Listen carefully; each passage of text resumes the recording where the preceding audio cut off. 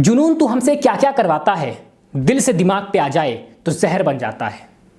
अकेला चना भाड़ नहीं फोड़ सकता, इतिहास खुद को दोहराता है, हिस्ट्री रिपीट्स इटसेल्फ। ये डायलॉग, ये मुहावरे, ये कहावतें सुनने में बड़े अच्छे लगते हैं और बच्चा बच्चा बोलता है, लेकिन किसे पता है कि भारत की सबसे रोमांचकारी क्रिकेट, रंगीन आईपीएल यानी इंडियन प्रीमियर लीग इन्हीं कहावतों के हिसाब से चलती आ रही है। जी हां दोस्तों, आईपीएल अफेयर्स के इस पहले एपिसोड में मैं अमृतांश तिवारी आप सभी के साथ आईपीएल का वह इतिहास शेयर करने वाला हूं जिसके बारे में शायद हम में से ज्यादा किसी को पता नहीं है।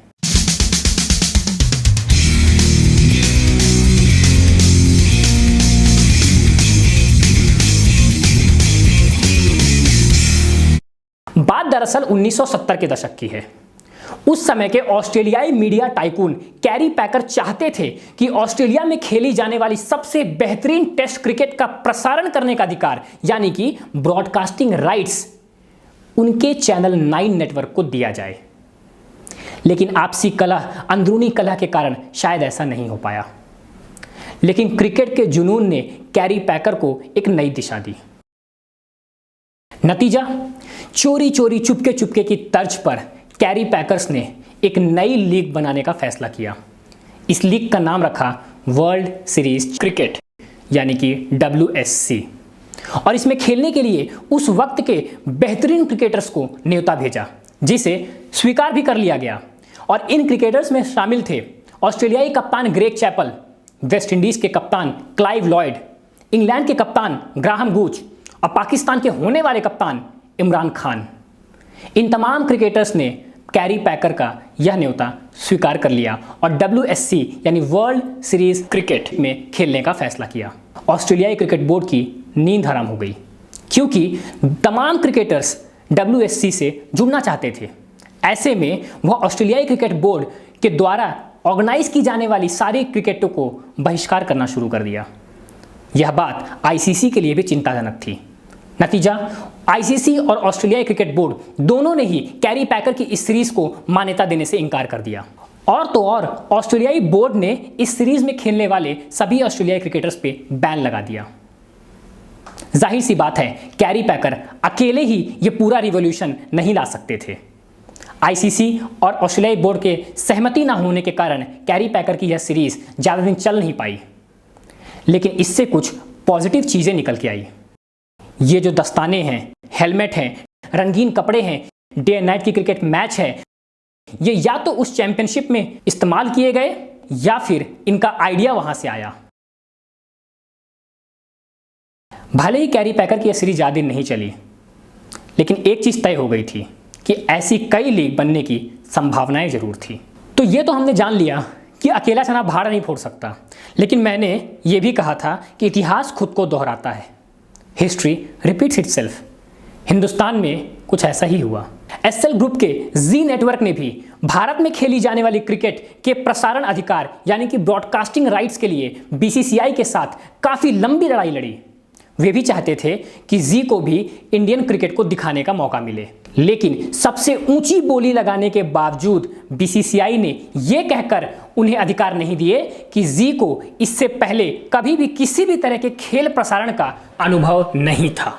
नतीजा, कैरी पैकर की ही तरह इसी रिजेक्शन से इंस्पिरेशन लेकर के जी ने एक नई लीग बनाने का फैसला किया और इसका नाम रखा ICL, इंडियन क्रिकेट लीग। और 3 अप्रैल 2007 को जब इसका ऐलान किया तो इसके पीछे मकसद भी बताए कि क्या कारण था कि ICL को बनाना पड़ा। पहला कारण उन्होंने दिया कि BCCI अपने खिलाड़ियों का आर्थिक रूप से ध्यान नहीं रखती, और दूसरा, BCCI के पास रिजर्व टैलेंटेड प्लेयर्स का कोई बैकअप पूल नहीं है जो जरूरत पड़ने पर हिंदुस्तान के लिए क्रिकेट खेल सकें। इस तरह की लीग को पूर्व क्रिकेटर्स जैसे कपिल देव और बिशन सिंह बेदी ने भी सपोर्ट किया। नतीजा, ICL चल निकली। चेन्नई, मुंबई, कोलकाता, दिल्ली, हैदराबाद, मोहाली जैसी टीमें बनाई गईं और इसमें खेलने वाले कई प्रसिद्ध क्रिकेटर्स थे, जैसे पाकिस्तान से इंजमाम उल हक, इमरान नजीर, और भारत से अंबाती रायडू, स्टुअर्ट बिन्नी, न्यूजीलैंड से क्रिस, यहां तक कि शेन वॉर्न ने भी इसमें खेलने का मन बना ही लिया था। अपने खिलाड़ियों को खोने के डर ने और ब्रॉडकास्टिंग राइट से आमदनी कम होने के डर ने बीसीसीआई की नींद उड़ा दी, क्योंकि आईसीएल में सबसे बड़ी चीज थी पैसा, जो उस समय के हर क्रिकेटर्स को चाहिए था। और कहा जाता है कि लगभग 30 लाख रुपए एक क्रिकेटर को मिलते थे। इसलिए बीसीसीआई के लिए जरूरी हो गया था कि वह कोई कड़ा कदम उठाए, और उसने सबसे बड़ा कदम उठाते हुए यह फैसला किया कि जो क्रिकेटर्स आईसीएल में खेलेंगे वह भारतीय टीम का हिस्सा कभी भी नहीं बन सकते। कहा था ना, क्रिकेट का जुनून लोगों के लिए जहर भी बन जाएगा। अंबाती रायडू, स्टुअर्ट बिन्नी और कई ऐसे खिलाड़ी उस वक्त ऐसा ही महसूस कर रहे थे। लेकिन इससे पहले कि यह जहर फैल पाता, बीसीसीआई ने उनसे अपील की कि वह बागी लीग यानी आईसीएल, इंडियन क्रिकेट लीग को छोड़ दें और भारतीय क्रिकेट में वापस आ जाएं। और बदले में बीसीसीआई ने यह भी फैसला किया कि डोमेस्टिक क्रिकेट खेलने वाले यानी कि रणजी क्रिकेट खेलने वाले तमाम क्रिकेटर्स की पेमेंट यानी कि सैलरी बढ़ाई जाएगी। क्रिकेटर्स भी खुश, बीसीसीआई भी खुश।